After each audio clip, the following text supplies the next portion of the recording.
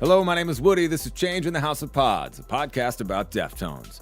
Joe Riley is my guest today. His podcast is called Musically Meditated. It's the OG Deftones podcast. And he's had a bunch of terrific conversations on it with guests like Ross from Ceremony, Nick from Daughters, Tobias from Soft Kill, great artists. At this point, he's done more than 150 episodes, talking about everything from Poppy to Purgatory, Wu-Tang to Weezer. And he's done a number of episodes about Deftones, reviewing albums and their catalog. And I've mentioned before how I'm stealing all his guests. Danielle Parsons has been on Musically Meditated. Sly Massmeyer, who is my guest next week, has been on Musically Meditated. Hell, I've been on Musically Meditated. It was a blast. Joe and I actually started talking about being on each other's shows almost as soon as I started this podcast. So it was really cool to sit down with him. Well, for the simple fact that as far as I know, he's the only other podcaster to spend like a significant amount of time dedicated to Deftones. Damn, that would have been a pretty cool name for a podcast. Dedicated to Deftones. Defecated. Oh, no, that is not it.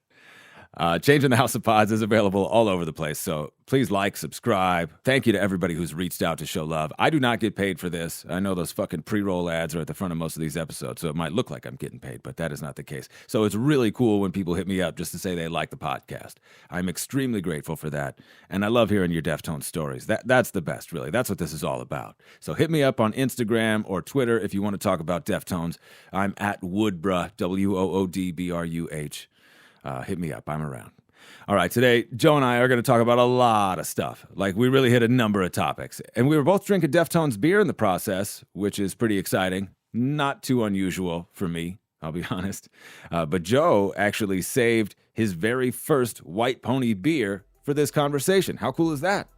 And Joe and I both love gore. We're going to talk about that today. Prior to this conversation, he sent me a list of all the times that he's seen Deftones. So we're going to talk about a number of those shows. For instance, we'll talk about the Gorilla Tour. Joe caught Deftones at the Metro in Chicago on the Gorilla Tour in 2003. The audio is on YouTube. And man, let me tell you, I mean, they play Battle Axe. They play the Boys Republic. Minerva opened the encore. Think about that for a minute. It's really great. Shout out to Deftones Live for putting that up.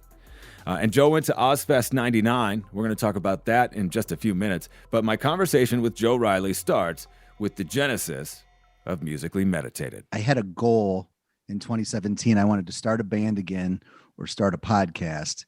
And the band thing didn't happen. And I was going to my local watering facility, AKA tavern. And I was there and I was wearing this hat. And I forgot where I got the hat. I had the t-shirt too, but it said, I will meditate and then destroy you.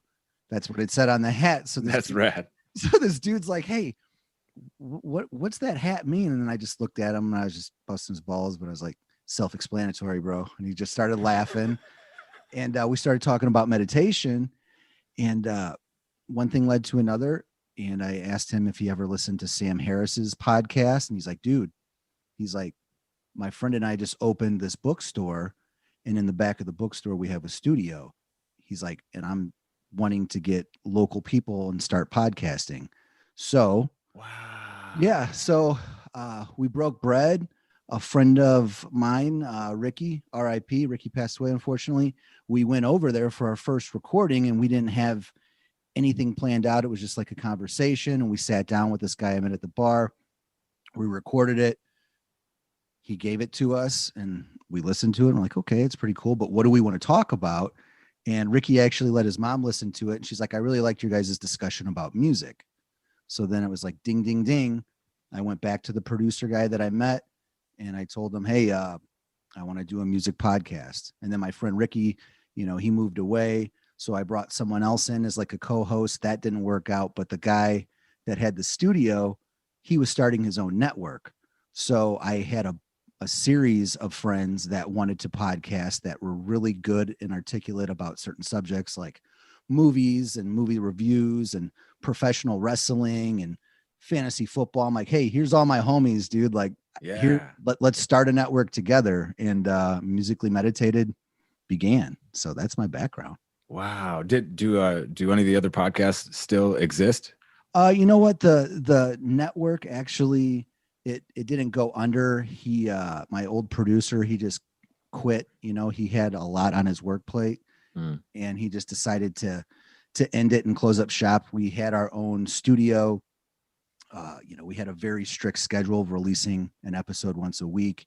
And that's where I was able to get my chops and have different business owners and musicians and things of that nature on. But no, I don't believe any of the other podcasts are still going. Look at you, still going strong. That's right. Standing Man. strong, baby. What about the band thing? Did you ever start a band, or have you started a band in that time since the podcast kicked off? No. The podcast took all my creative time. So the band never happened. I really need to pick up my bass again. I look forward to doing that. And I play drums a little bit and guitar, but by trade, I'm a bassist. So yeah. So that's what you did. How many bands prior to your podcast? 4 or 5. Yeah. What kind of music? It was heavy metal. The earlier stuff was more new metal because that's the era I grew up in. And then it kind of grew into more aggressive, thrashy death metal stuff. And, I got into hip hop a lot too. So I was also doing a lot of like mixing and stuff with my turntables and sampling. And then I got into like a crust punk band. I would say like a hardcore crust punk band. So I've been around, but it was always usually something more aggressive. It sounds like it was pretty easy then to make that transition. I mean, given that your interests, your musical interests seem to be pretty eclectic. So going into a podcast to talk about all different types of music, pretty organic, pretty natural. Yeah, for sure. Like I've been obsessed with music since I was a little kid. Thankfully, my mother and father were around and had awesome music tastes themselves. And then on my mother's side, my mom plays drums, my uncle plays drums. So there's that in the genealogy, I guess. Yeah. And then I also had a babysitter when I was younger who would come over and show me heavy metal and MTV. And then, MTV was everything to me because that's how I was introduced to hip hop and Yo MTV Raps and Headbangers Ball. And how it was back then. I'm pretty sure you're a 90s kid. Like, yeah, MTV was the number one way to discover music. So, I always liked multiple genres and, went on from there. Because you're a Midwest guy, right? Chicagoland, Chicago area. Yeah, I'm in Northwest Indiana. Northwest Indiana. Yeah, okay. so it's 219. I'm in a town called Hobart, Indiana. And Hobart, Indiana is right next to Gary, Indiana, and Valpo is on the other side of us for those that know their geography. And Chicago is 30 to 45 minutes away. So Northwest Indiana, they call it the region. We're kind of the redheaded stepchild of Chicago and the rest of the state of Indiana. Nobody really wants to claim us for whatever reason, but I always say, hey, the king of pop's from Gary, Indiana, baby. Right, so, right. what are you going to do? And the best rapper, in my opinion, right now, Freddie Gibbs, is also from Gary, Indiana. That was just what you stole the thought right out of my brain. I was going to say, because you ride hard for Freddie Gibbs. I love Freddie Gibbs, man. He's the best. He can chop up any beat at any time, and he can sing. He does really good on choruses and hooks, man. So yeah, I like a biased statement, but I love me some Freddie. I liked the Freddie album a lot, and the first one he did with Madlib. What is the first one called? The first of the two albums that they did together? Pinata. That's right. That one, man. I played that. Classic. I beat the hell out of that. It's a straight up classic. That's one of my favorite rap records ever, man. It's such a good album, and Madlib's on a whole nother level. But yeah, we're very. I like to call Northwest Indiana the southeast suburbs of Chicago too. Like we're just right there. We're on, if you're looking at Lake Michigan, we're right at the tip. So there's a lot of manufacturing and steel mills here, kind of Rust Belt area. But I love where I'm from, and I also love Chicago. Most people like Chicago teams here. Probably 90% of the people, we get Chicago news, Chicago radio. So yeah, so I'm a Chicagoland-esque kind of fella. So when in thinking about the podcast, how do you just roll with your interests and like whatever you're feeling? Because I see the way that you post on Instagram, and like you're a vinyl guy and you've got a lot of different cool vinyl and you're always sharing that sort of stuff. So, and I see how across the board it is. Is it just what you're listening to that generates your discussions on your podcast, or how do you move that way? Yeah, absolutely. I mean, there are albums that come out or newer artists that I feel like should get a little bit of shine. So maybe I'll do an episode that way based on what is actually released at the moment. But yeah, when starting the podcast and until this day, I always wanted to focus on a positive, uplifting conversation about, the songs that made us laugh, the songs that made us cry, and the songs that changed our life. And I never necessarily wanted to focus on one genre because I felt like that would make me have to stay in one lane. And personally, Yeah. I've never listened to just one genre of music. So I feel as if sometimes it confuses our listener at Musically Meditated, but I don't know, man. Like Yeah. everyone should know about MF Doom and here's some really cool stories about him. And then everyone I feel should know about, I don't know, Soft Kill's new record, Dead Kids, Mad City, that came out in 2020. So yeah, it's kind of based off of my taste a little bit, I guess. But at the end of the day, I just go organically with what's in my gut with a lot of things in life. So yeah. That's really I feel that because I've always been sort of across the board, but connecting with people on the music that I've been into, it's been a lot rarer. Like I talk about it all the time, how I just didn't have a lot of friends who were into Deftones when I got into them and that sort of thing. Did you have other friends that shared your interest in Deftones in particular as you were getting into them? Oh, absolutely.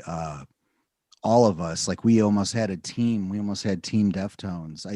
There was like older cats that I looked up to when I got into the Deftones, and that's kind of how I discovered them. They were wearing the t-shirts and, playing football. I heard Adrenaline and Engine Number 9 going on in the locker room, and it's kind of like, what's this? Who is this band? Because, obviously I was into nu metal and things like, things of that nature. And then I had a friend, Dave Schaefer, RIP, who also passed away. You're going to hear me say a lot of RIPs. I'm sorry. And I'm not trying to be a bummer, but I've lost a lot of homies here. Yeah. But Dave was a really good guitarist. He got me in his first group. He's like, Joe, get a bass, yada, yada. But I'll never forget, he brought Around the Fur over to my friend Mike's house. And, the album cover stood out to me. I remember Be Quiet and Drive a little bit on the radio because Q101's really big here in Chicago, or even more so then. That's like when Man Cow and shit was on back then. I don't know if it was Red Eye, but I remember reading like a promo of Deftones with Pitch Shifter. It was a tour then. I remember having that magazine, and then Dave, back to him, bringing over Around the Fur, and it really clicked. And then I was like, well, shit, I need to go get a CD. I need to get some Deftones stuff.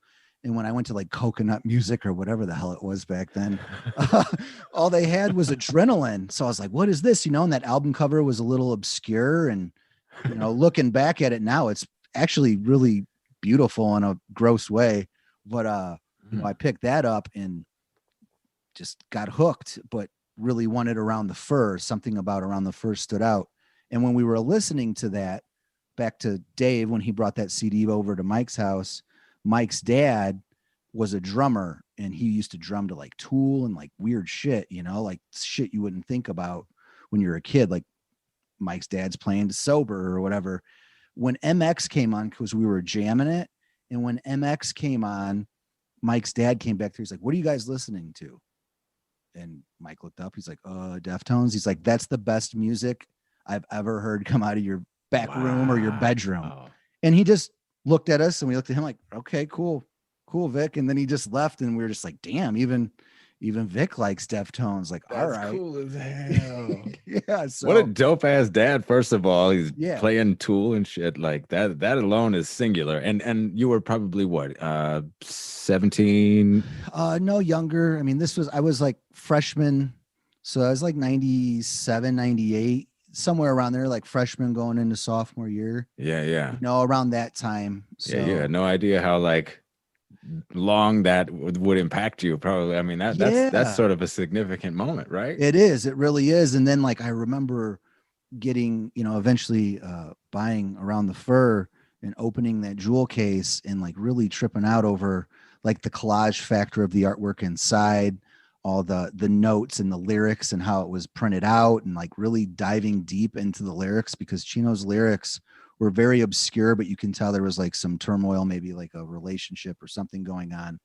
And I just, being like that guy back then, like falling in love with a girl, like every, 90 days. Yes, I do. I can it's like, oh, I can relate to this, because there was always that like emotional factor to Deftones that, truly, wasn't plastic or fake. I thought it was very relatable and very vulnerable. So I was hooked pretty much right off the bat. Did they jump into your top spot, or were you still riding pretty hard for what else were you listening to at the time? Like you said new metal, but like specifically, what were you riding for? Well, definitely Korn, Korn was huge. I was also listening to heavier stuff, Slayer and Pantera, Metallica, like kind of like the basic starting points. Sure. Trying to think of any, Tool was there, but there was just something that stood out about Deftones that seemed more authentic than the rest.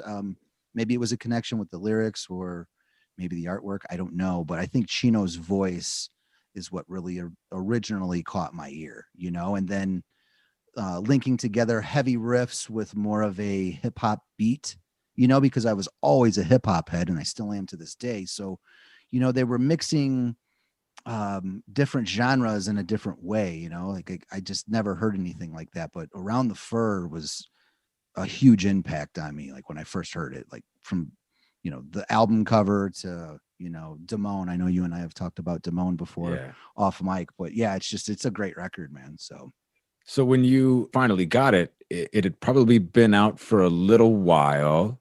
Yeah. Go ahead, Wood. You probably then got to see them because you sent me your amazing list of shows that you've been to, and I will run down some of them eventually. Okay. I know Ozfest. It was Ozfest '99.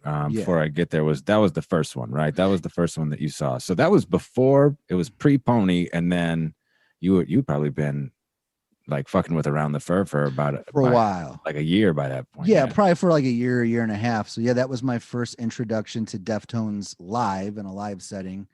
Ozfest '99, it was, to be exact. It was at the we call it the Tweeter Center. It's in Tinley Park in Illinois. It's a very big venue, and that was a really nice Ozfest lineup as far as the bands go. I mean, Slayer was there, the original Black Sabbath lineup. But we took a limo there. Actually, it's a funny story, but a bunch of my friends and I, we threw down on money for a limo.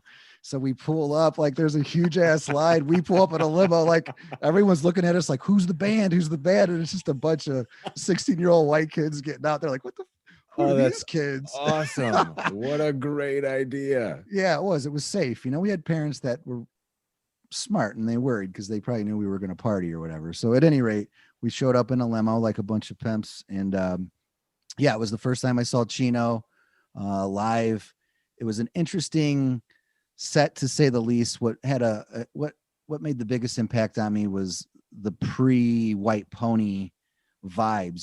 They had that backdrop with the pony and the star, and it was all red, and it's like, whoa, this is back in the day. There was no internet, so you didn't know what was going on, but that imagery really had an impact on me. I'm like, what is that? And the only song I didn't recognize was Korea. So I don't remember if they opened with Korea or whatever. Cool. But what was cool is Chino was in a ninja gi, and he was like, that was a gi time. That's and he was jumping around and doing flips, and they had a ton of energy. But I thought that their spot was shitty. They played at sunset, when the sun was going down, and they had to play right before Slayer. And this was around the 4th of July, and it was so hot and nasty in Chicago, like it usually is in July, that, this was a time where they started charging for water, and people were pissed. I think it was like $5 for a water bottle.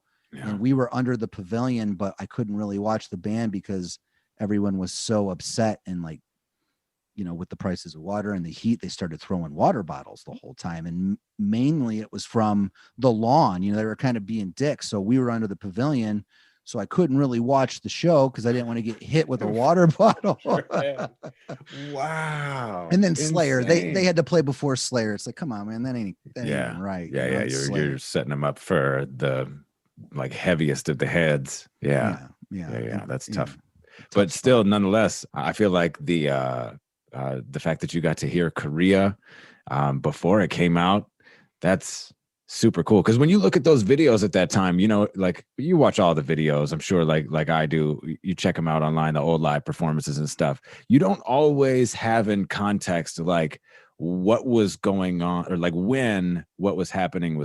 So like going back and watching that show in hindsight, I probably wouldn't have realized that White Pony hadn't come out yet. I would have been like, oh, that's the pony Right. playing Korea.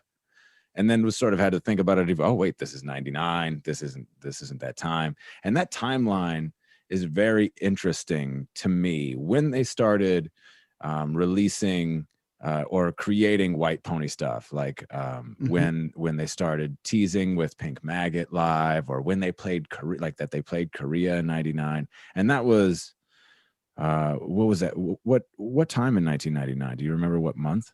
Yeah, it was July. It was like July. I think it was July 5th. It was literally the day after the 4th of July. It was nasty out. I mean, that was a whole ass year. Whole year they had that track.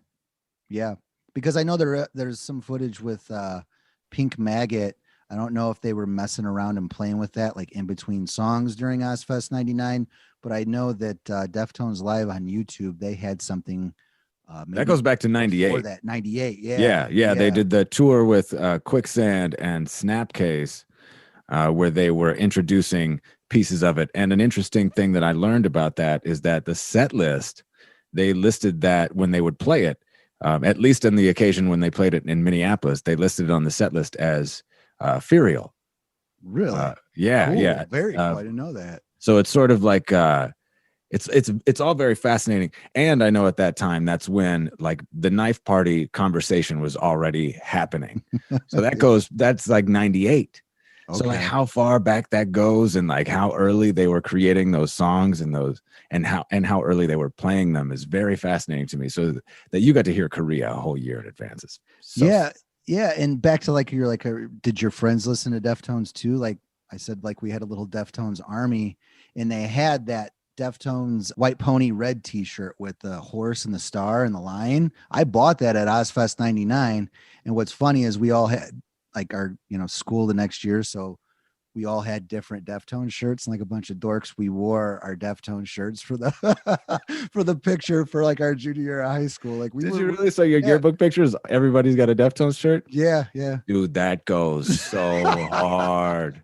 I had the frosted tips, right? And yes, I do. The seashell, the white seashell necklace. I did not go that far as a seashell. You're brave. You're a brave soul.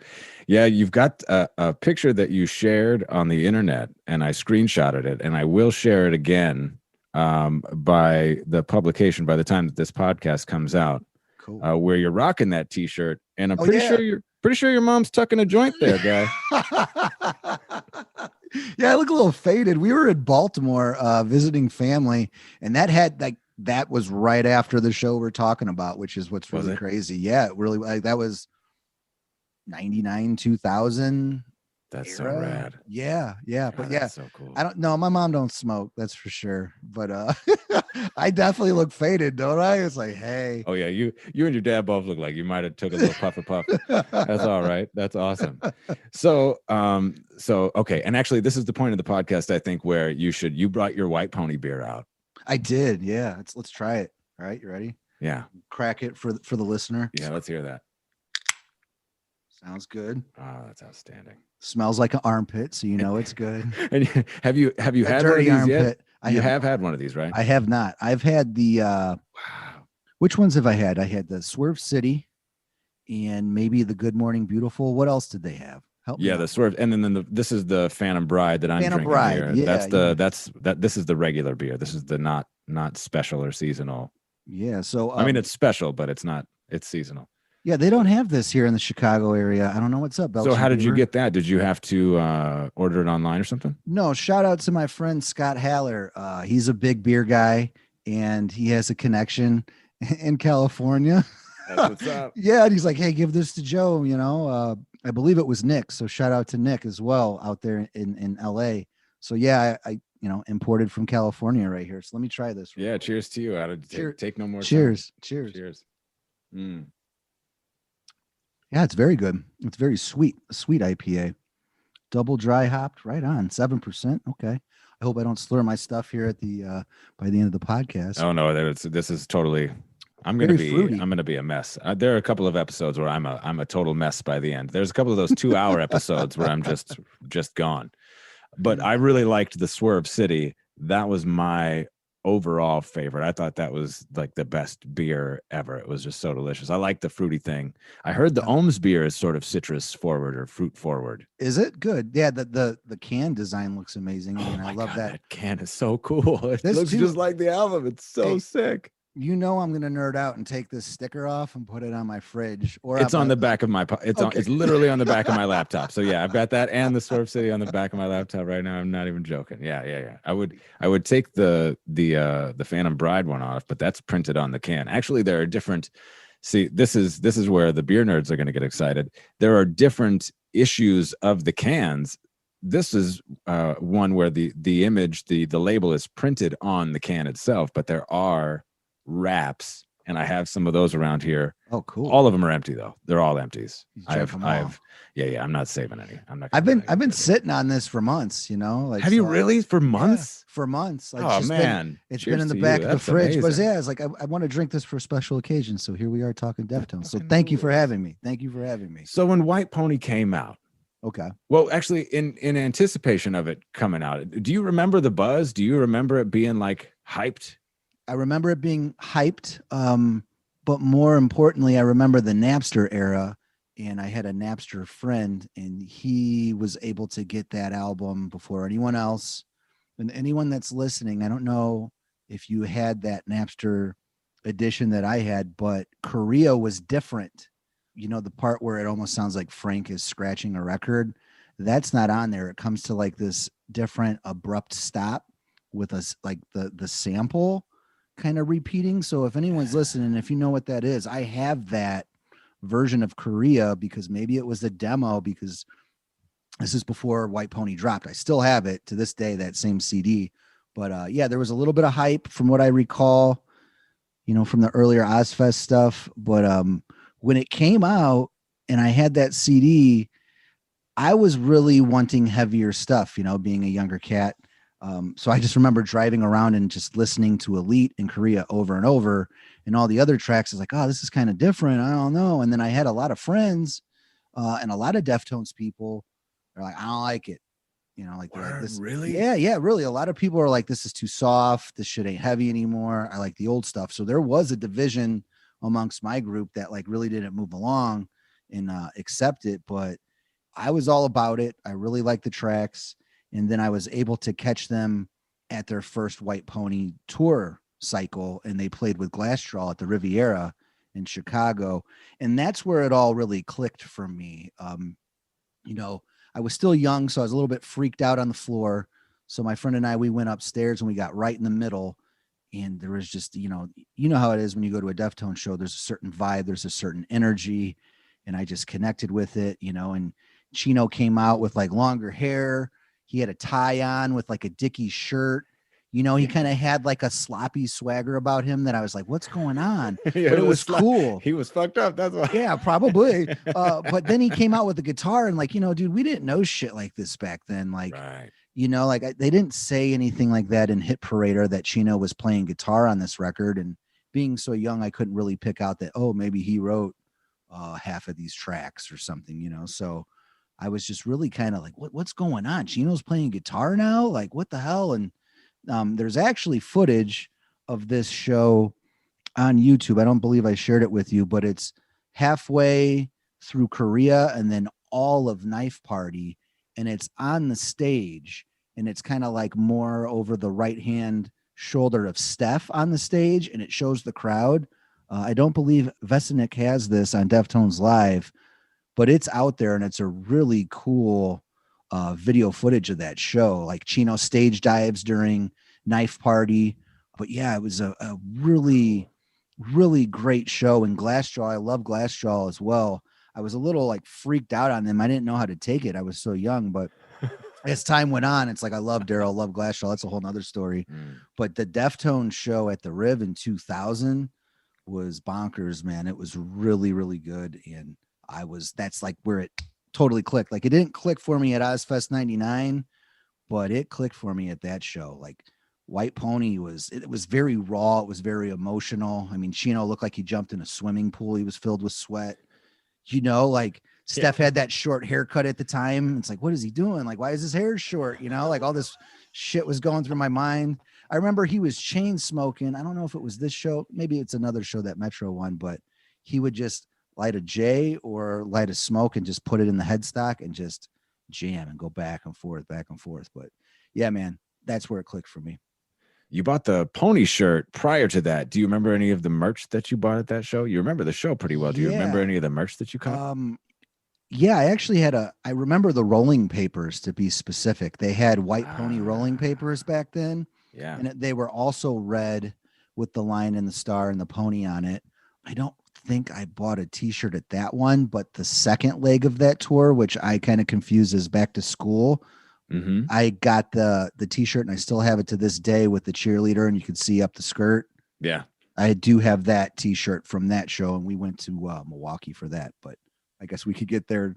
Well, you've traveled for a number of shows. Yeah, right? I have. Because I would imagine that there's probably a few coming into Indiana, right? Like into probably not your part of town though. You gotta go to Chicago. Well, yeah, but like I mentioned before, Chicago is only 30 to 45 minutes away from me here in Northwest Indiana. Indianapolis is 3.5 hours, just to give you perspective on like the distance. Yeah. Like, that's how close I am to Chicago. So it makes a lot of sense. We always went to Chicago shows. Like that's where I've always gone to all of my shows is in Chi-Town. And the one that you said was the greatest show that you've ever been to was the one at the Metro on Mother's Day 2003. I watched, I listened to that show last night, and it was a pretty fucking good show. Dude, that was the one of the best days of my life, best nights of my life.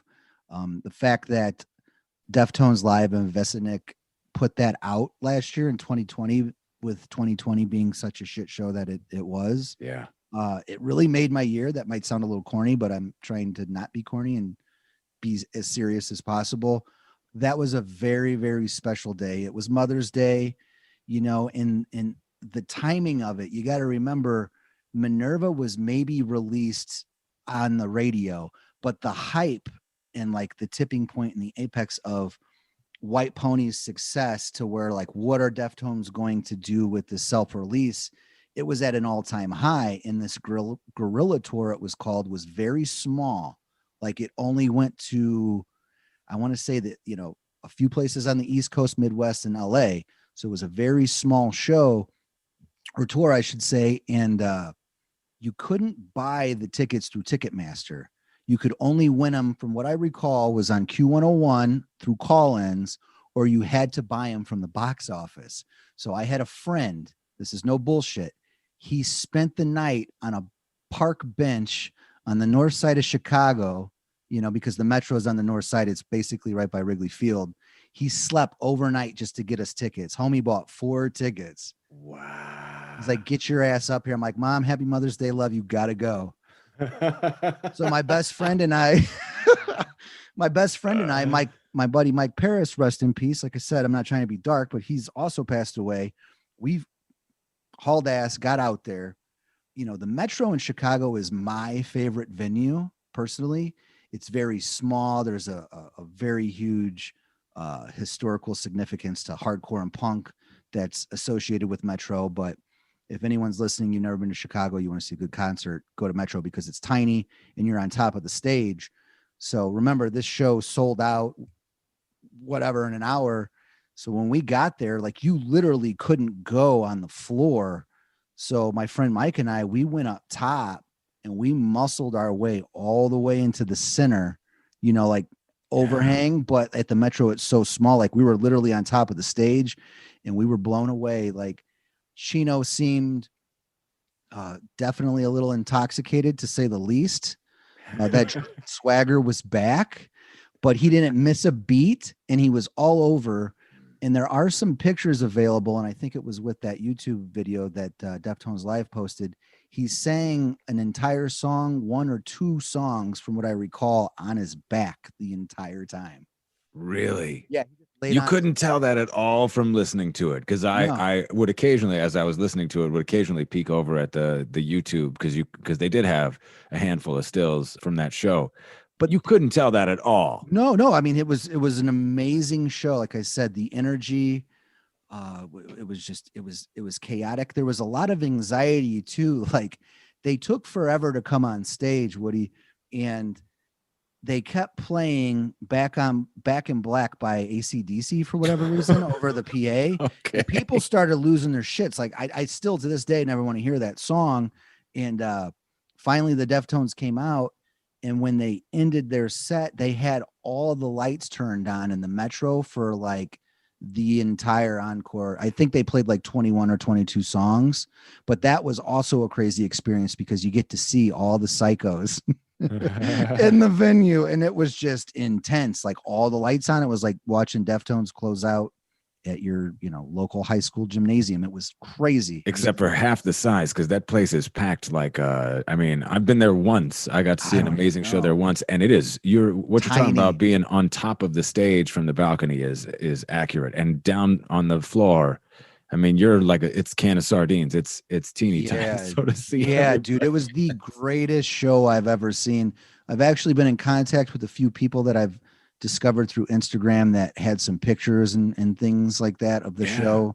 I still have all my ticket stubs like a nerd, but that was so special, very special show, man. So yeah, it's the greatest I've ever been to. Greatest. Yeah. Battle Axe, Bloody Cape. I'm looking at the set list. You heard the Boys Republic that night. Yeah. The Boys Republic stood out for sure. Yeah. My friend Mike and I looked at each other like almost going to cry. Like, the Boys Republic. Like, dude, that song's so great. And you got to hear it live, and they slayed it. Like it's an incredible, like just the sound of that show was incredible. But to hear the Boys Republic is like, yeah, that's off the bucket list, man. That's different. That's different, man. That's crazy. And all the lights were blue, obviously, for Blue Star Shine Down on Me. Like it was all, I remember that vividly. Like everything was blue. All the lights were blue. It was really cool. But yeah, you said Battle Axe, or was it Death Blow? Did they play Death Blow at that too? They played. I don't see Death Blow. I'll run down it for you. Okay. 19 songs, 3 in the encore. You've got My Own Summer, Labia, Hexagram, Fadacira, Mascara, Around the Fur, Lotion, Birthmark, we're 8 deep now, Battle Axe, Bloody Cape, Pink Maggot, and then it says a snippet on guitar they also played during the live intro. Oh, this was just a snippet of Pink Maggot that they played. Snippet. All right. Setlist FM likes to give you extra information, and I appreciate that. And then so they played a snippet of Pink Maggot, and I do remember listening to it last night and being like listening for the snippet, and I think I might have missed it. So it was like a tiny snippet, but nonetheless. Then they played Change, then the Boys Republic, then Head Up, Root, and it was an awesome version of Root, I remember. And then 1 week, and then the encore was Minerva with snippets of Sean Paul's Get Busy and Busta Rhymes' Make It Clap, which is fucking awesome. Be Quiet and Drive with PJ Harvey's Techlo breakdown. Yeah. And then 7 Words closing it down with Chino saying lines of Atlanta Rhythm Section So Into You during the song pause, which is cool. It's always fun when he does those like random, like throws those hooks in there and that sort of shit. But the highlights when they busted out Hexagram, it was really cool listening to that. And it's then brutal. It's heavy as shit. It was like that version's really like, dope. Oh yeah, it makes your nose hairs stand up for sure. So I know that you've done reviews on your pod of Saturday Night Wrist. You've done reviews of a number of Ohm's reviews, and it's I feel like it's so cool that you have sort of spearheaded the mission that I've sort of adopted as my own as well. I'm following in your footsteps of like talking to Deftones fans, because it's so cool to hear the stories as we've experienced them. But how do you connect with that era, with the self-titled through like up to Diamond Eyes? Like there's a lot of that's a tumultuous era in the Deftones history. How do you connect with the music? How do you interpret what was going on with, obviously, because I remember like everybody on the internet feeling like what's going to happen. In print, everything that came out was negative. So there was a lot of like, I feel like curiosity, like, will they continue? Will they carry on? So what was that experience like for you, for that arc of albums? That's a really good question. Like a lot of fans for any art, I believe we connect ourselves to a particular time in our life to that art. And I've always done that with Deftones albums. I don't know if that's weird.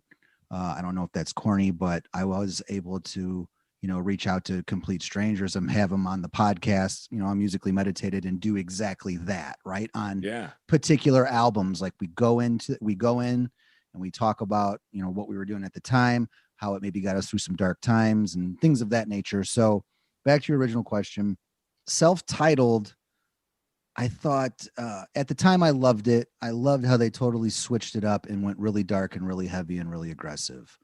There was a lot of people around, that was affiliated with me making music that were into death metal and heavier shit.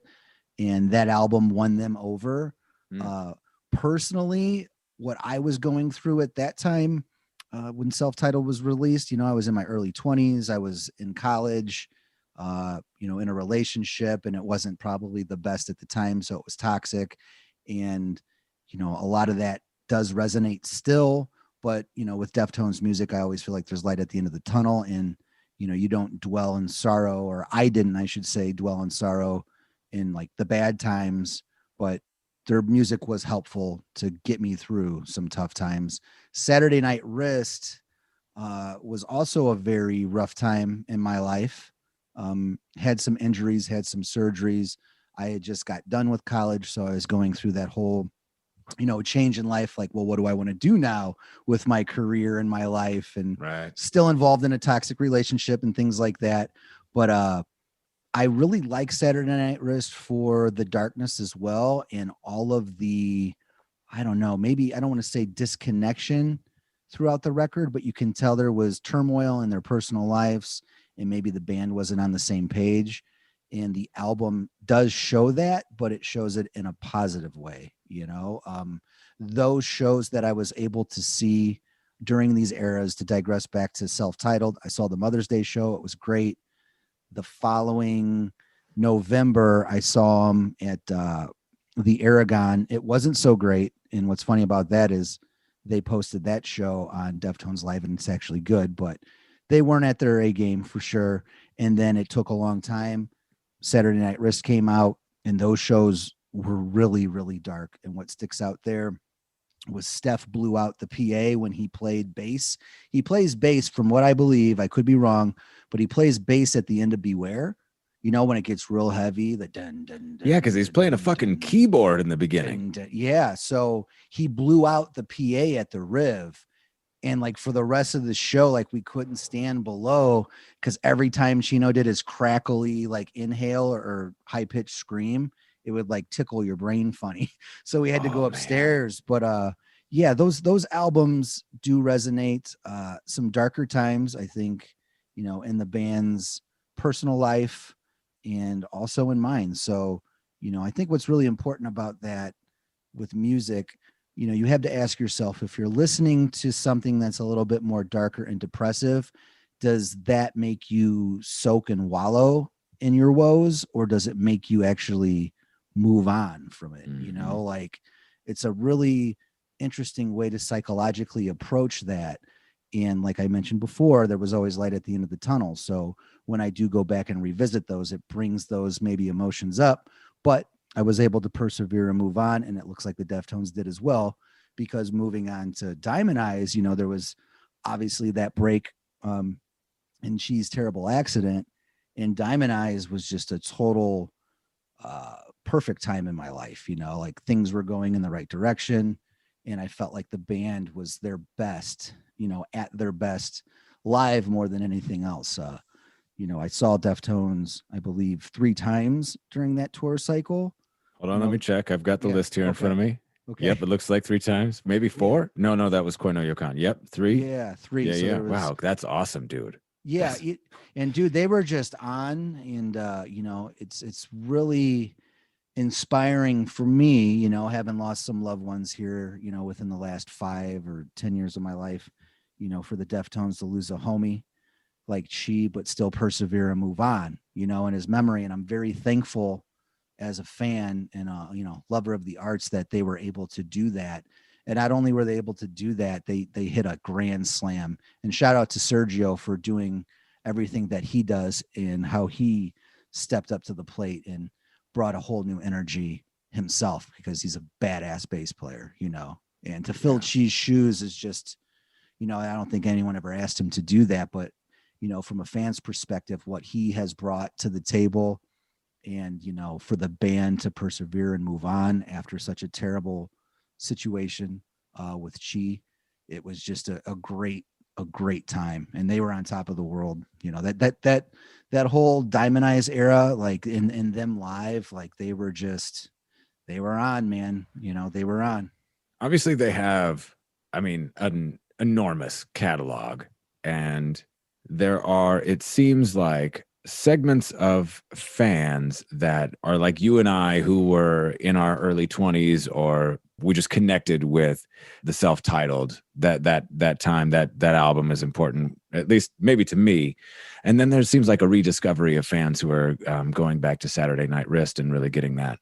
But when you hear them live, when you go to a Deftones show these days, you're lucky if you hear something from that era. Yeah.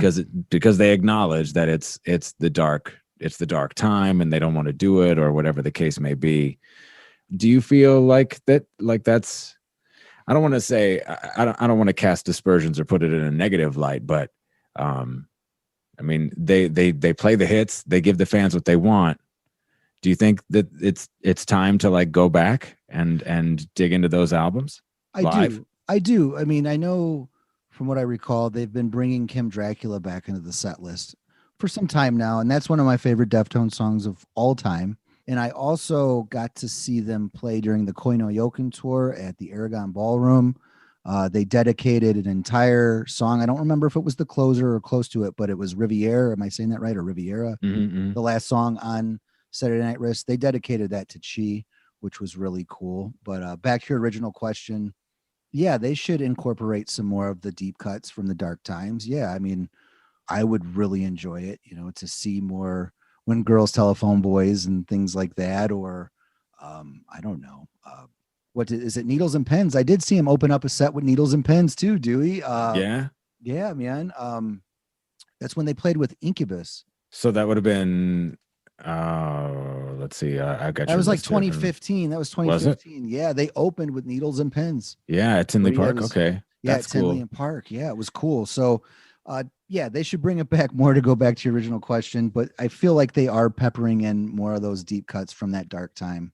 It's a fun question to ask, only because we know that they have sort of steered away from it, and there does seem to be a lot of. I mean, Deftones fans are ravenous for anything rare that they'll give us, so it's really fun to explore and to sort of think about those things, I think.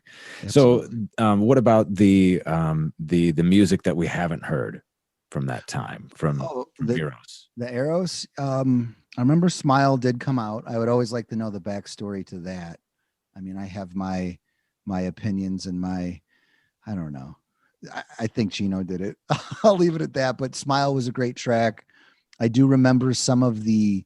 You think it's a solo jam? You think Smile is just a solo cut? It's just it's a Chino song, and he wanted to put it out, and so he did. No, from what I recall, whoever's listening, correct us, but I believe Chino. I don't want to say Chino. Someone allegedly, someone leaked Smile on YouTube, but ironically, it was on either Chi's birthday or something else. Yeah, remember that? Yeah. Yep. So, no, I think it's the whole. He's steady on YouTube. That dude he's always up on YouTube, man. He probably doesn't even have a Spotify. Good for him. Yeah, right. Cash those checks. Cash the checks. Cash the checks. Don't worry about getting a subscription. They should give him a subscription to Spotify. They should beg him to tweet out some Spotify links. I remember he used to have a Spotify page where he would make playlists. Yeah, I discovered some cool shit. Chino's always, being a super fan, I've always dug deep into like what he used to post on Twitter back in the day. I don't know if he does that anymore, but he did have a Spotify page or a Spotify handle, and he would make playlists, and that's like how I discovered Death Grips and a lot of different stuff. But yeah, I first heard of Death Grips because of Chino, because they're from Sacramento. I don't know if you're familiar. Yeah. But So that leads to a cool question. I think it's a cool question because it's mine. Coolest shit that Deftones have put you onto. oh well, back, not to digress too, back to White Pony, but White Pony opened my whole musical palette taste from here on out. Like that was the most impactful album for the reason of turning me on to different styles of music. You know, obviously The Cure. I mean, I liked The Cure when I was a little kid. My mom jammed it, things like that. But a lot of the new wave, early 80s new wave, from Depeche Mode, The Cure, you know, to the Smiths and Morrissey and all of that, you know, Chino's, you know, hub of influences. But even like Hum, as an example, You'd Prefer an Astronaut, like even being from the Midwest. I remember Stars on the radio kind of as a little kid, but Yeah. you know, there's a lot of similarities, and you can tell they were jamming a lot of Hum when they wrote White Pony. So, and another thing too, I remember those tours, and they were always into electronic music. So Deftones opened me up to a lot of things like Boards of Canada. I believe Frank would spin Boards of Canada back then, like before they came out, or they would, you know, Frank would spin stuff from like Twin Peaks, like the Laura Palmer, you know, shit with those synths. Like they would do Yeah. different stuff, and I would nerd out and really look into that shit. Like, what is Yeah. this? Other electronic stuff too, maybe Aphex Twin, you know, so they've really opened me up. And then Steph too, like in heavier shit, like Meshuggah. I never heard of Meshuggah until Steph repped him, you know, like he put him on for sure. So And then holy shit, did you like Meshuggah, right? Like yeah, Meshuggah, how yeah, amazing is Meshuggah? yeah, they're a great group, man. They're Holy great. my, I love Meshuggah. Last time I saw Meshuggah was in Chicago. It was in Chicago. Really? Yeah. I've never seen Meshuggah live. I'd like to though. Oh man, yeah. It's whew, But buddy. yeah, Yeah, Meshuggah show. more so than any other band, Deftones have opened my musical palette tastes for sure. I mean, even hip hop, they've always had a hip hop swagger to them, but you know, reading certain articles and stuff like Cool Keith as an example, I know they're all huge fans of Cool Keith, and Yeah, Black Jesus is the man. I mean, no Cool doubt. Keith is just one of a kind, you know. So yeah, Prince. I know they always jam Prince. Everybody loves Prince, but Deftones have a really interesting taste of music, you know, like yeah. So I've always been influenced by whatever they shout out for sure. I suspect that Deftones have, I don't know about played, but have been to Paisley Park and kicked it with Prince. I want to know. That's one of the things that I really want to find out about Deftones is if they ever got the opportunity to cut it up with him. Do they have a Prince story? Because everybody's Prince stories are amazing, and they have like you know how far back they go, like loving Yeah, Prince. yeah. It wouldn't surprise me at all if they had like finagled their way by the year 2000 or 2000 something to get to meet him or go to one of his notorious like overnight blowouts at Paisley Park. I think there's a Prince story in the Deftones history. That's something that I want to know. Are there stories that you or things that you want to know about the band? Are there things that you don't know or that you wonder about? Uh that's a good question, Woody. I don't know. I guess maybe more of their musical background as far as influences go, like a total nerd. I mean, they can only share so much, but maybe more of the cultural aspect of Sacramento.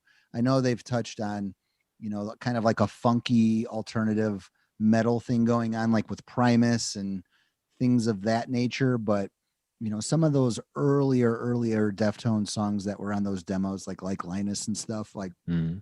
I would like to maybe know what was going on culturally on in the West Coast at that time, because it was a really interesting time if you think about it. You know, because Kurt Cobain was everything. You know, he passed away in April of '94, but Deftones were already doing stuff. Yeah. And if you think Well, of the whole Seattle, you're the whole Seattle scene, right, which was how many, like a couple of hours from Sacramento, right, maybe? yeah, and like Abe has, there's been interviews that I've watched where Abe has kind of, you know, talked about like the musical like culture and scene at that time, just with rock in general, and where they were trying to find their place. So kind of more of those stories, you know, like Yeah. what was going on back then, like what were you guys really jamming? And I think they were all jamming and listening to something different, and that's why the Deftones are so awesome, because they're bleeding in so many different types of genres and influences. And I've been told they're lovers of music too, so they're always listening and discovering and sharing new things. So that's Yeah, awesome. I think that's something that I've come to firmly believe. Like it's a full blown conclusion of mine that Deftones are lovers of music and they are all about discovery, and those new discoveries or old discoveries, they all contribute to what we get from them, and that's why what they do is so singular. It's just I think it's really about finding the most off the beaten path, like random strange songs that connect, and they pull all of that in. It's really interesting. I think that's cool that's where your interest lies, because you're right. Like that era, I mean, think about the bands. Cake came out of Sacramento at that time. Okay. Like Yeah, that's it's just weird. It's a kind of a not the funky, same, right? yeah, it's a funky time. And I'd really like to pick Chino's brain a little bit more on his um new wave influences. Like I know I've listened to your interview, which was great, by the way. I love it. I love it. It was awesome for sure. Um right, right. Thank you. But more so like just how did the Smiths come into his life and really, pick his brain with Depeche Mode and The Cure, because I really love all of those bands. I know his sister was behind it, but kind of like pick his brain. Like when you picked up a microphone, were you, really coming at it like Morrissey would come at the mic? Like, because it's a different approach to the microphone Mm. over heavy music. And I just would really like to know his obsession and shit with a lot of the new wave, like the Britpop stuff that was coming out. Like, I think this is the perfect transition into the okay. thing that I've been looking forward to talking to you about the most. And I hope you don't mind, because we're already like an hour and 15 into this thing. No, that's a long time, but If it runs long, I don't give a fuck. okay, cool. We got a lot of cool shit to talk about. All right, I'm down. I'll try to commit to 15, 20 more minutes before I let you go. Hey So man, you I'm can- down. I could be here all night, All right, cool. So thank you. It's my pleasure, because I know that you are a Gore fan. I am. And I too am a giant Gore fan. And I feel like those things that you're talking about, the Morrissey like crooning vocals, and those especially vocally and with phrasing, lyrical phrasing, that sort of shit is more prevalent on Gore than on a lot of the rest of their catalog. It's there, like it's no doubt there in White Pony, and it's everywhere. But I sort of suspect that that's why, that and something about the production and like the quality of sound, that people don't connect with Gore. Yeah. But what is it about Gore that connects with you? I think it is the whole new wave 80s vibe. There's a very to me there's like this kind of dirty beach aspect. Maybe it's the album cover, but there is kind of like a, you know what I'm saying? Like the extra sea moss on top of the ocean top. Totally. Like Yeah. there's something dirty about it that really resonates. And I remember reading something, and I could be wrong, so people correct us if we are wrong, but the whole album title itself is based off of Martin Gore from Depeche Mode. His last name's Gore. So I don't know if Chino said in an interview at the time, like, that's one of his favorite songwriters. And, he was listening to a lot of Depeche Mode at the time, but I think there's some connection there between Depeche Mode, Martin Gore, and the album Gore. Or I'm just starting a completely new rumor. I think that makes a lot of sense, man. I've obviously everybody points to, and even Chino is quick to point to Steph's comments immediately after the album dropped and how he didn't feel a part of it. But we've come to learn that Phantom Bride was basically written by Steph, and nonetheless, I still feel like it's largely a Sergio and Chino album, right? I agree. Yeah, you could tell maybe Steph was in the background. Maybe he was going through some things at the time. But when it is Steph's turn to shine, he shines on that album. The mix is rough. I'm not a huge fan of the mix at the end of the day.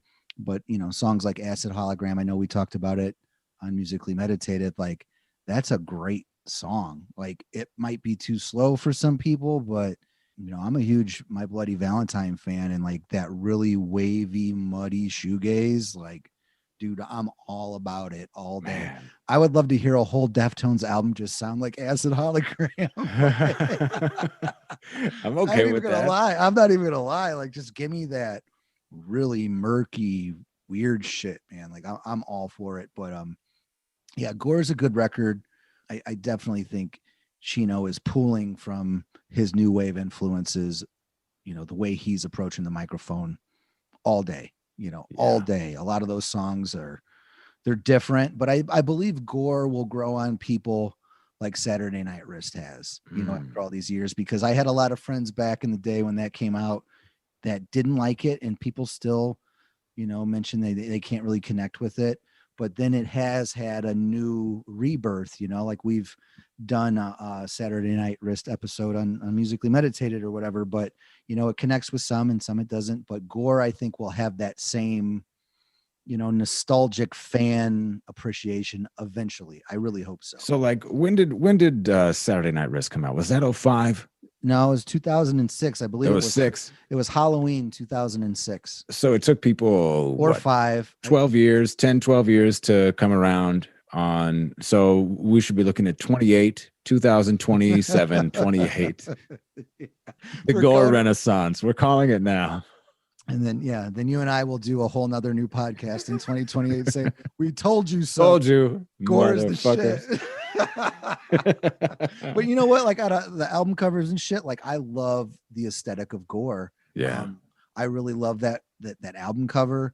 I've had people, I think I saw it on Facebook. I don't Facebook anymore, but there was a page where people were asking for certain Gore merch, and me being the obsessive weirdo that I am, I did buy like the tank top, and there was like a crew neck, and people were looking for these, and they're like, hey man, you gonna sell it? Like, they're after you, really, punishing for the Gore merch. The Gore merch from. So it's begun. It's already it's 6 or 7 years early. The Renaissance is already underway. But I love that the merch from that record, man. I just really like the whole aesthetic to it. I think it's great. The name of it, and then the album cover. It's just, the juxtaposition of it is just weird and Deftonesy. I love it.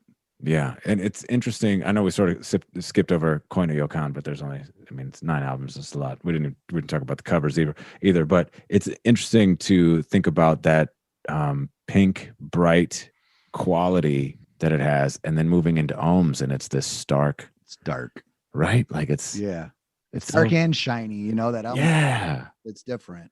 It's lo-fi and weird and ambiguous. Yeah, it is. I think it's one of their best album covers as well. Like, it's hard to pick just one, but I'm a total fan of all that merch. I listened to your episode 2 with Frank, and it's a great look. Everything about it's awesome. I did get the clear wax, so small flex to everyone listening, because everybody wanted that clear one, but it's like reflective in the mirror. Yeah. The dots are like mirrored. It's a really cool package, cool record. I got it as well. I haven't opened it. I'm waiting for my t-shirt or my merch pack too, like with the yin yang tie dye or whatever. I can't tell you the last time I owned a tie dye shirt, but fucking Deftones put out a tie dye shirt with a yin yang on it. Shit, I'm copping it. I'm getting it. I'm still waiting on my champion shirts. What's up with those Deftones? Oh, I'm wearing mine right now. Oh shit! I heard some people were upset because theirs weren't champion shorts. I was like, that sucks. Yeah, there's a couple of folks online. When you mess around in the online community, you start to see people love talking about what they got, and definitely are vocal about what they haven't gotten yet. It has been an interesting ride watching. But they did like 6 merch drops. It's like 6 drops in the past year. Like it's insane. There was a Diamond Eyes, there was the Pony, there was the Ohms, there were like 2 Ohms, I think. There was different Ohms ones, yes. Yeah, and then there's the Black Stallion. It's like, that's I'm waiting on that wax too. I did buy those too. Remember the whole? I'm still waiting on that too. Okay. Yeah, I'm waiting on it too. I'm the CD guy. Like, I'm trying to get not all the CDs. I'm not going that far with it, but especially since I mostly listen digital anymore. But I do love having the CDs, and like you're talking about going through. It's the experience of touch, feel, smell, taste. Yeah, man, you gotta have it. Gotta have it. I did buy Ohms on CD. You know, I got the CD and the wax. I did that with Gore as well. Like I remember when Gore came out, my friend and I'm like, let's go to Best Buy like it's 1999. He's like, are you serious? I'm like, yeah, we're gonna go buy Gore, bro. That's awesome. We did. We did. Like 30-year-old men. Oh, that's Like I love teenagers. that. We definitely got a couple advanced copies at the radio station. The last time that I bought an album, I think, in the store was Diamond Eyes, and I do remember that like joyful experience of going. I think I went to Target because it opened like an hour before Best Buy, and popped it in as soon as I got in the car. You know what I mean? Like that.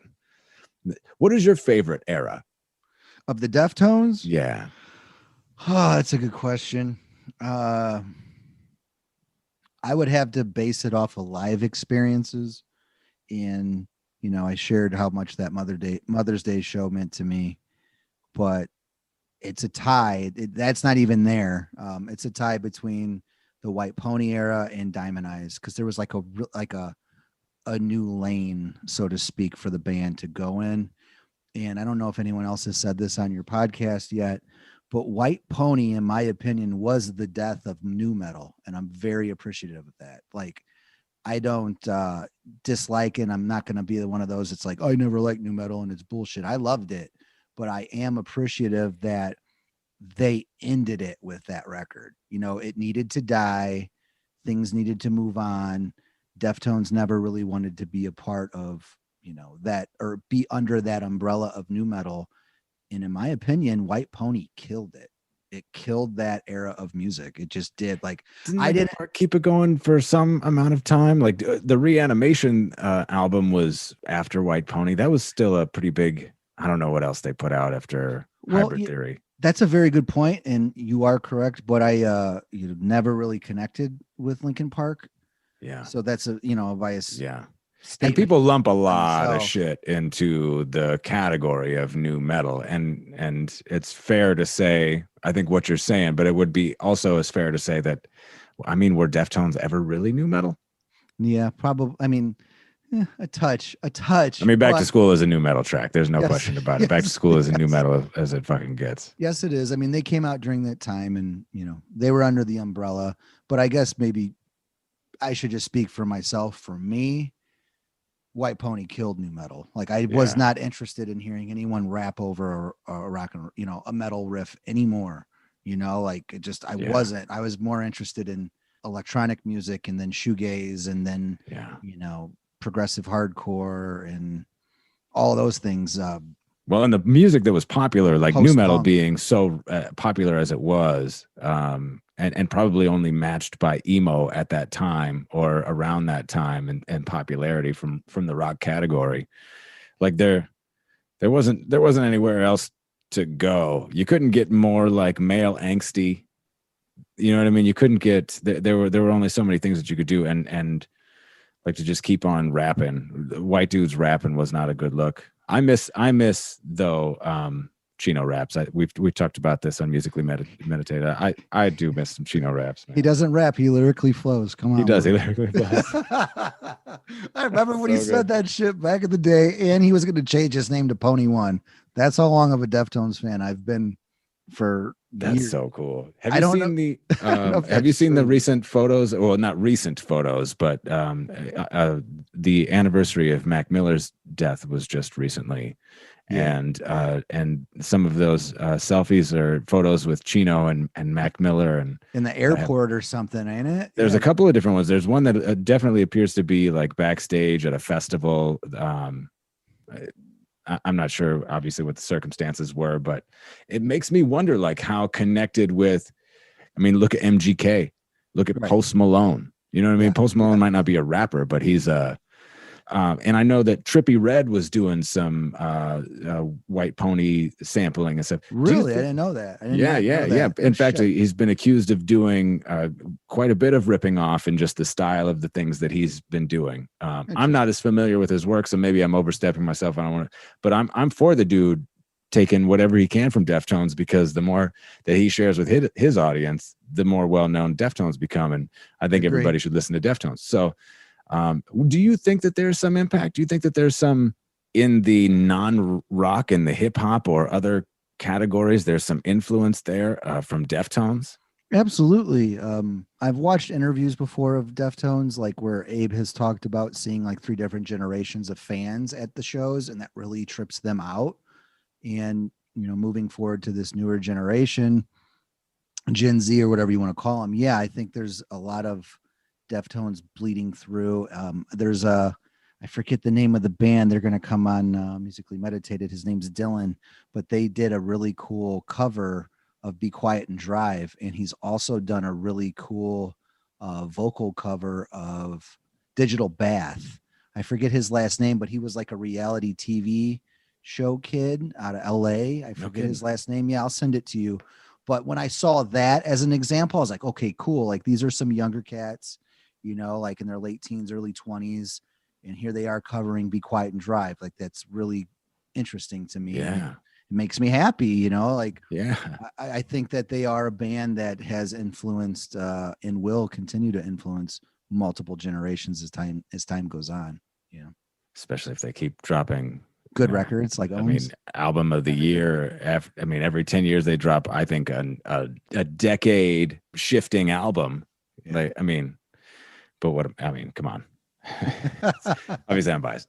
So I want to ask you a couple more questions before I let you go. The next one is about the podcast itself and what your journey looks like going forward. What are you trying to do with Musically Meditated moving forward? Are you interested in exploring more conversations with different new artists? What are you doing?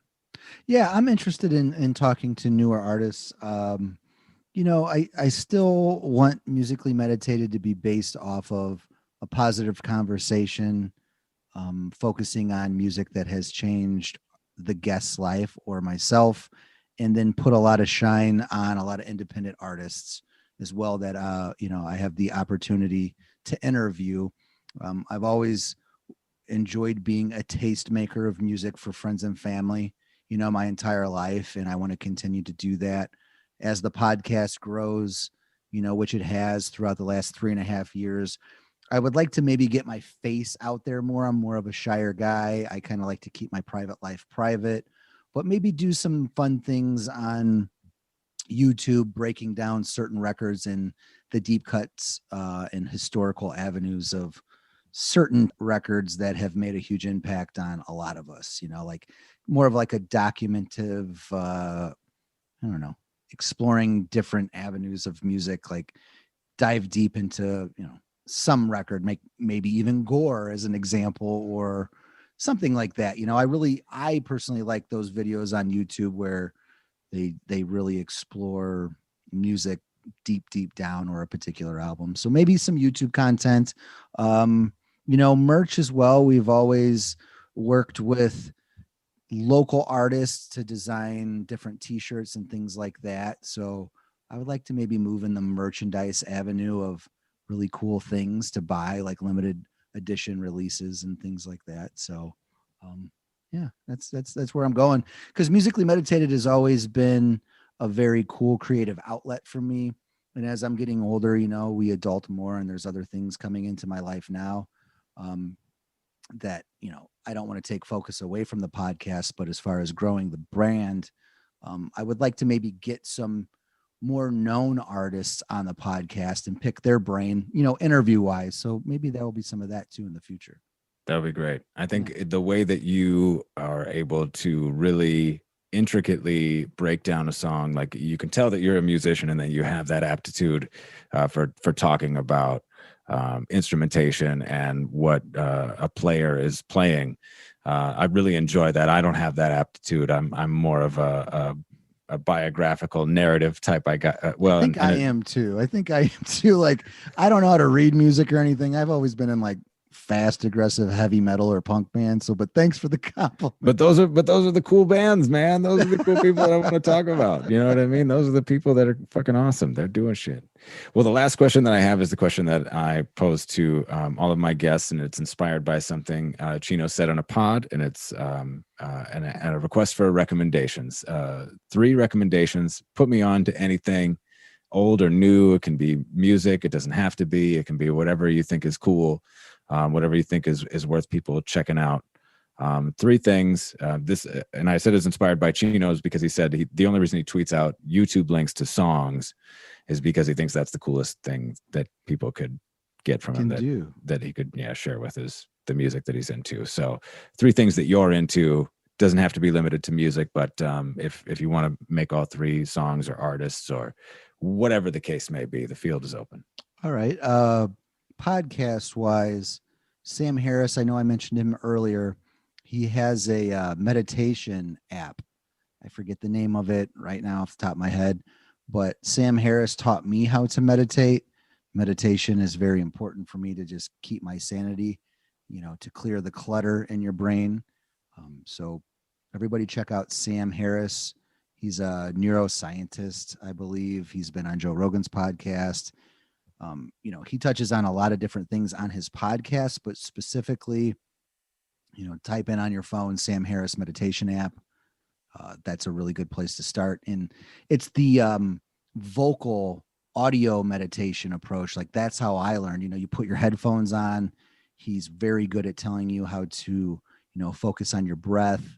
And I've had some really interesting and neat meditation experiences because of Sam Harris. So for any of you out there that maybe suffer from mental health issues or whatnot, meditation has always been a helpful thing for me. It's a lot like working out or whatever. And I need to actually meditate a lot more because I've gotten away from it since I started my podcast, which is kind of bullshit, right? Like I'm not representing with Musically Meditated, but at any rate, yeah, we had a lot of meditation stuff in some of the early episodes, but yeah, check out Sam Harris. I believe it's, I can't remember the name, but yeah, check him out. Another thing musically, I will give you some musical references. If you are a hip hop fan, there is a 2020 artist that dropped, and I don't think he's in the discussion as much as he should be.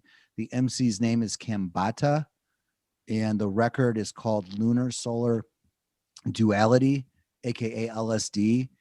And it's some mind-blowing shit. If you are into, conscientious hip hop, with a confidence behind it that focuses on numerology and spirituality and drug experimentation and things of that nature, that record blew me away. His wordplay is ridiculous. He kind of approaches the microphone like an immortal technique with the sound of his voice, his breathing, and just the delivery of his words. Like the guy is really, really good. So if you like hip hop and you like lyrical hip hop, check out Kambata. How do you spell that? It's Cambatta. Kambata. Something, and it's LSD, Lunar Solar Duality. It's a great record. It's kind of a 2-record thing, but it's on Spotify. Check them out. Really good. Another musical reference that you should check out is a group called Spice. That's with Ross Farrar from Ceremony and Jake, the drummer from Ceremony. And they started a group. And if you're a fan of Jawbreaker or Fugazi, it's a really good place to start. Like, check out Spice. They put out one of my favorite short albums. It's maybe an EP. I don't know, but check it out. I really like that. And I guess last but not least, if you're really into music and you want to know about the behind the scenes factors, there is a bookstore called Heartworm Press that's in LA, and it's ran by Wes and his wife from American Nightmare. And then their band is Cold Cave. They have a really cool store, and they have a really great selection of books, a lot of free thinking books, a lot of really cool musical background books on particular artists. And then they have a really cool selection of records as well. Check that out. Heartworm Press, man. Good shit. Damn, we covered a lot of ground, didn't we? And we're not done yet. I got another minute or two with Joe remaining, but I wanted to make it clear at this point in the conversation, we both really had to pee. I did want to ask you, after looking through your list of shows, did they not come through with the Summer Sanitarium with Metallica and Limp Bizkit and all that? They did. I just, at that time, missed it. I missed it. I mean, I've always worked a lot. So Summer, even more so. I bought tickets to that fucking show, and they Was it didn't. They didn't good? show up. They didn't show Oh, up. they didn't show up. Deftones didn't play that day. I remember I still have the magazine. That's when Chino came out and he was talking all kinds of shit. It was ugly. It was ugly. Yeah. Remember his face? He's like on the cover. He was just like, yeah. He was just talking. And he was basically talking sideways about Limp Bizkit and Linkin Park, who were on the fucking tour roster. Yeah. And he was like, we're the best band on here. And they're like, well, what about Metallica? Aren't they good? He's like, nah, we're better. Dude, I was like, this is crazy. And I remember that day they didn't announce that they weren't going to play until the show. And I remember Hetfield being like fucking Deftones or whatever. And it was a thing.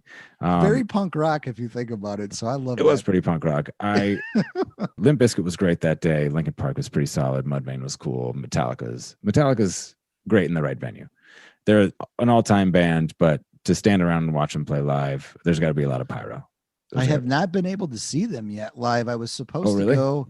Yeah, I mean, I've been a Metallica fan since I was a kid. I mean, I don't really revisit them that much anymore. I haven't in a long time, but we did get tickets for that Daytona show, and Deftones were supposed to play, and then 2020 happened. Yeah. It was like in the middle of the racetrack. My sweetheart and I, Jill, we got tickets for that shit, and that got canceled. All kinds of shit. I forgot to put that on the list. Remember, I put even my canceled shit on there. Yeah. I know there's so much. I forgot about the Daytona one. I'm like, oh shit. God, what a total, all the shows that I was going to see this past year. All the shows. Yeah, I'm bummed out. Did you go? So you went to 3 shows in the Diamond Eye tour. Did you go to any of the meet and greets? Did you get the VIP package? I never did that. I kind of regret it, but you know how it is in life. Like you have a mortgage and you have payments and you have all these other those things. Tickets were like $250 or something. It's a little pricey, but I think it's cool. Like that even came up. Did that came up with? I think they've got it for Ohms. Yeah. And I still didn't pull the trigger on it. I just figure, hopefully eventually I can get one of those cats on the podcast, in the near future and, saving it for that. Yeah. Chop it up from there, man. I mean, that's a goal. I'd like to have one of them on the show. So maybe, from there, I could meet them or something, I've never met the band. I really wish I could have. And going back to, talking about where I'm located, we always had to drive to Chicago. So it was like 45 minutes to a half hour. So we never hung out and waited around for the band because our asses had to get back to the region, in Northwest Indiana. So we never really hung out and tried to meet the band. So there are some regrets that I have not being able to meet them, but it's crazy how effective that is. Just hanging out for a few hours after the show, how that really does. I mean, you got to really be committed, but for certain bands, it's they can't wait to get out and toss a couple of beers around. I'm sure it was like that with Deftones, maybe in the early days, but anymore, increasingly hard. You got to pay that money. You got to get that ticket, and I get it. I totally get it. I mean, they don't want to talk to every random person and every random fan. The amount that they do engage with the fans, I think, is amazing and good enough as a fan speaking. It's hard to complain. It's very hard to complain. It's hard to complain. And Gore was cool too. That I went to Riot Fest. I won't get into the story, but I went to Riot Fest all 3 days in Chicago in 2016. Deftones played on Sunday. The following day, I drove with my friend to Indianapolis on a Monday and saw him in Indianapolis. That's crazy. It was like 6 hours. That's at least 6 or 8 hours. I was burnt. Yeah, it was like a 4-hour trip. From Chicago to Indy, it's about four hours. But being in your 30s and going to Friday, Saturday, and Sunday of Riot Fest in Chicago, and then ponying on up. Because I called a different friend. I'm like, hey, I'm coming through, coming through town. I'll swipe you up. I'm like, could you drive? He's like, oh, actually, I had to put my kids to sleep. I'm like, shit. All right, man. I guess I'll drive to Indy. Your favorite podcaster's favorite podcaster, Musically Meditated with Joe Riley, is available on iTunes, Spotify, iHeart, Stitcher. Head to Joe's Instagram to stay current. Thank you, Joe, for hanging out with me, sharing your stories with me, having me on your podcast, and for doing the work that you do to put people onto cool shit. That's awesome. And I love a ton of what Joe shared today, that he thinks gore will grow on people the way Saturday Night Wrist did. That's tremendous. and I really hope he's right. I think he will be. Gore is an outstanding album. Like, I'm not blind to my bias, but there are so many great things about it. And shit, like Joe said, a lot of people didn't like White Pony right away either. Gore's certainly burning slower than Pony, but it's smoldering. I also want to point out how much I love the way Joe talked about his fondness for the Diamond Eyes era. That connected with me big time. That was a great time to be a Deftones fan. I mean, it's always a great time, but their rebirth with Diamond Eyes, it was really special. My name is Woody. You can reach me on Instagram and Twitter @Woodbruh if you want to talk Deftones. Next week, my guest is the world's most beloved Deftones fan, the illustrator behind one of your favorite t-shirts. He's an archivist, collector, and artist. Sly Massmeyer will be on the show next week, so come back for that. Thank you for listening to Deftones, and thank you for listening to Change in the House of Pods.